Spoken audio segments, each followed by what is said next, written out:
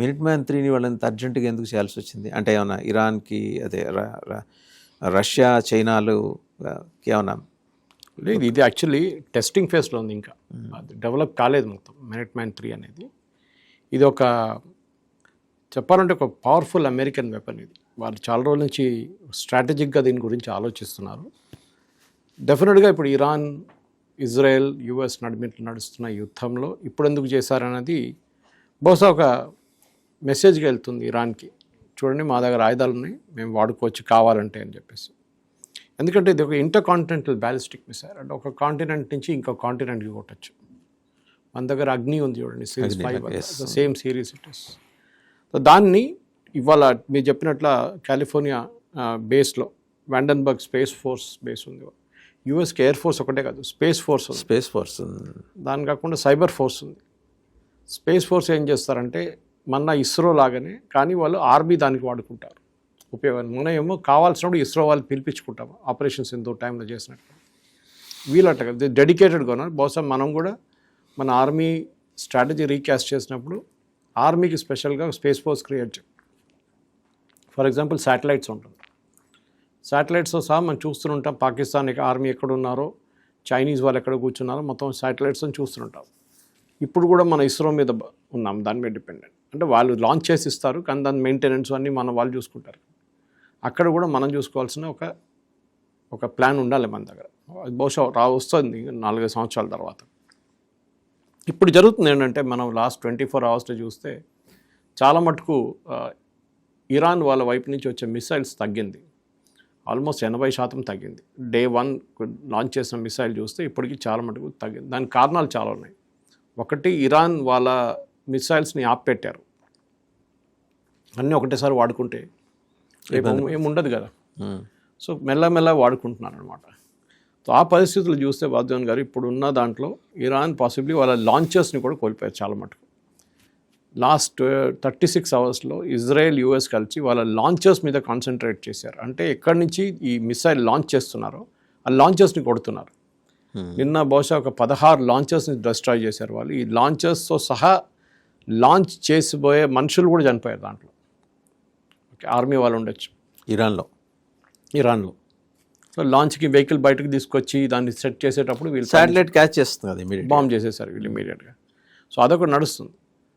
అది కాకుండా మనం ఏం చూస్తున్నాం అంటే, ఈ ఇరాన్ వైపు నుంచి మీరు మొన్న అటాక్ చూశారు ఇక్కడ సైప్రస్ మీద.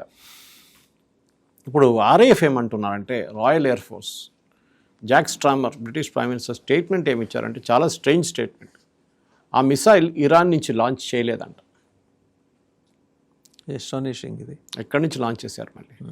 నేను కూడా ఆ రోజు చెప్పాను బహుశా మన డిబేట్లు కూడా, దట్ ఇంత దూరం మిసైల్ ఎట్లా ట్రావెల్ అయింది, ఎక్కడ యూరోప్, ఎక్కడ ఇరాన్. మీరు ఫ్లైట్లో వెళ్తే కూడా మీకు బహుశా 3-3.5 గంటలు తీసుకుంటుంది. ఎట్లా వెళ్ళింది ఇక్కడికి? ఇది ఒక పెద్ద డౌట్ వాస్తవన్ గారు. సో నడిమిట్లు ఎక్కడైనా ఏదైనా వెసల్ పెట్టి లాంచ్ చేస్తున్నారా దాని నుంచి డ్రోన్, లేకుంటే వాళ్ళే ఏదైనా ఇంకేదైనా ఫ్రెండ్లీ కంట్రీ ఉన్నారా, అక్కడి నుంచి లాంచ్ చేస్తున్నారా అని డౌట్ వస్తుంది. ఇప్పటికైతే తెలియదు మనకి ఎట్లా జరిగిందని. కానీ జాక్ స్ట్రామర్ స్టేట్మెంట్ని యూఎస్ ఖండించలేదు, ఇంకా వాళ్ళ నో అని చెప్పలేదు. అంటే ఇక్కడి నుంచే జరిగింది ఇది. అది కాకుండా ఇంకో లాంచ్ నిన్న జరిగింది, మీరు చూసుంటారు. ఒక ఇంటర్ బ్యాలిస్టిక్ మిసైల్ కొట్టారు వాళ్ళు టర్కీ వైపు. అవును, టర్కీలో ఒక అమెరికన్ బేస్ ఉంది చూడండి, ఎంత క్లీన్గా చేస్తున్నారు. ఎక్కడెక్కడ అమెరికన్ బేస్ ఉంది వాళ్ళని కొడుతున్నారు. కానీ దాన్ని నేటో ఫోర్సెస్ అడ్డుకున్నారు. ఐ థింక్ బహుశా ఒక యూఎస్ ఎయిర్క్రాఫ్ట్ లేకుంటే యూకే ఎయిర్క్రాఫ్ట్ దాన్ని కొట్టుపడేస్తుంది అది మిసైల్. డేంజరస్ ఏంటంటే that is a nuclear command. టర్కీలో ఉన్న ఆ బేస్, యూఎస్ బేస్ ఒక న్యూక్లియర్ కమాండ్ బేస్. దాన్ని కొట్టినారనుకోండి, the results would have been disastrous.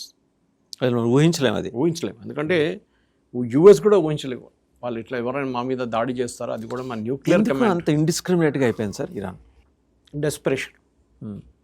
అంటే యూజువలీ ఒక దేశం ఇంకో దేశం మీద దాడి చేస్తే వాళ్ళు కొంచెం టైం తీసుకుంటారు. మనం చూడండి, ఆపరేషన్ సింధూర్ 14 రోజులు తర్వాత చేసాం. ఓకే, వెయిట్ చేసాం. పెహల్గాం జరిగిన తర్వాత 14 రోజులు వెయిట్ చేసి మనం ఆపరేషన్ సింధూర్ లాంచ్ చేసాం. ప్లానింగ్ ఉంటుంది.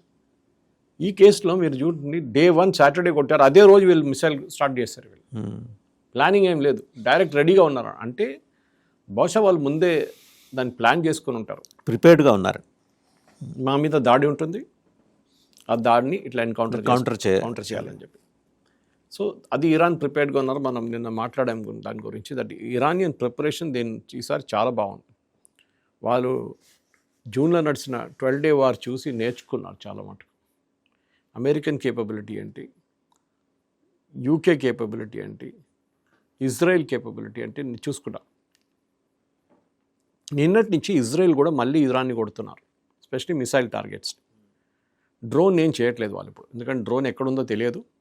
అది లాంచ్ చేయడానికి ఎక్కువ స్పేస్ అక్కర్లేదు, మీరు విత్ ఇన్ మినిట్స్ లాంచ్ చేసుకోవచ్చు దాన్ని. చిన్న ఎయిర్క్రాఫ్ట్ లాగా ఉంటుంది అంతే వాళ్ళ డ్రోన్స్ అన్ని. ఆ పరిస్థితిలో ఇప్పుడున్న ఒక అటాక్ని అజర్బైజాన్ మీద జరిగినప్పుడు అక్కడ కూడా మనకు డౌట్ వస్తుంది. రాజీ ఎయిర్పోర్ట్ మీద దాడి చేశారు. Iran Azerbaijan border, common border ఉంది వాళ్ళకి, దర్ ఆర్ బార్డరింగ్ కంట్రీస్. ఎందుకు నాకు తెలియదు ఇప్పుడు.